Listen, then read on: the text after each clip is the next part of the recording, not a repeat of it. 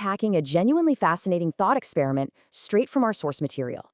We're looking at a radically different way to break through deeply entrenched geopolitical gridlock. Specifically, we're talking about the decades-long conflict between the US and Iran. We are going to completely strip away the politics, the rhetoric, the grandstanding, and we're going to look at this entire situation purely through the lens of cold, hard data. Just picture this for a second. What if we took human diplomats entirely out of the equation? I mean, what if, instead of sending politicians into a tense negotiating room, we handed the reins of global administration over to a totally neutral, data-driven machine? I know, it sounds a bit like science fiction, right? But the source text we're analyzing today maps out exactly how an AI arbiter could permanently end this standoff. Here is our roadmap for the breakdown. We'll start with a deadlock of ego, and then we'll step through 4 clear phases: economic equilibrium, regional security, the energy swap, and finally, human dignity.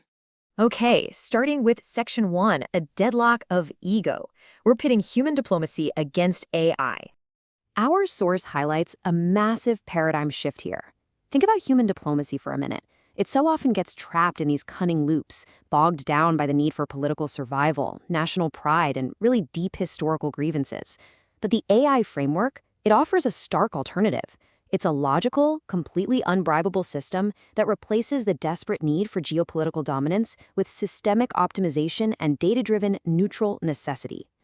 So let's make sure we actually define systemic optimization, because it's a real game changer.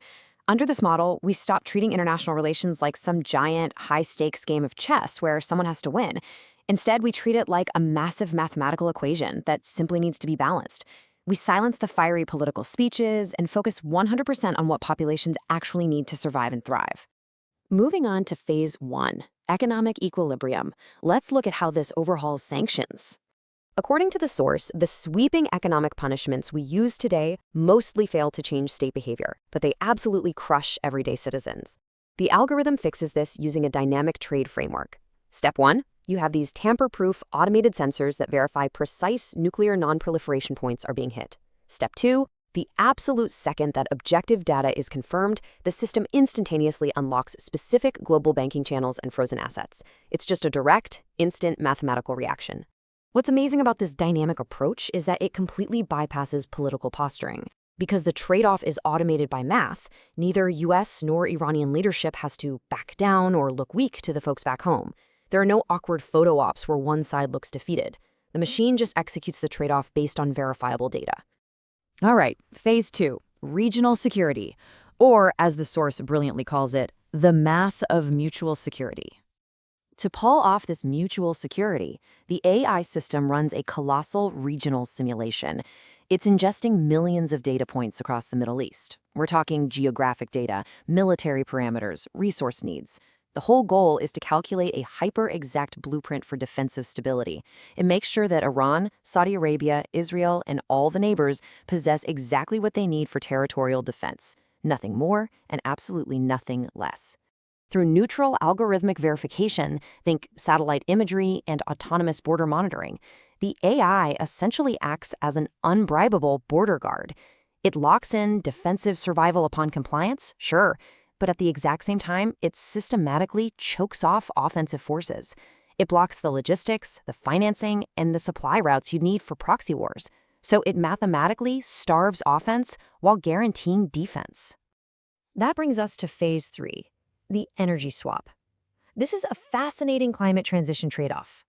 Now we hit the sheer power of what the source calls the solar for nuclear swap. Iran has massive, and I mean massive, geographic potential for renewable energy, especially solar. So, the AI-driven plan would orchestrate a global investment package to build mega-scale renewable energy infrastructure right inside Iran. And the cost? Permanently decommissioning their high-level nuclear enrichment capabilities. The undeniable logic here is just brilliant. By turning Iran into a clean energy superpower, you are completely fulfilling their legitimate economic and developmental needs. But at the exact same time, you permanently wipe out the Western fear of a nuclear-armed state. It is the perfect mathematical trade-off. It gives both populations exactly what they need without anyone compromising their security. Finally, Phase 4, human dignity. This is all about protecting culture and the people themselves. The source argues pretty strongly that when you remove these greed-driven policies, the common people win instantly. Resolving this conflict through logistics and data means citizens get reconnected to the global economy. Think about the reality of that.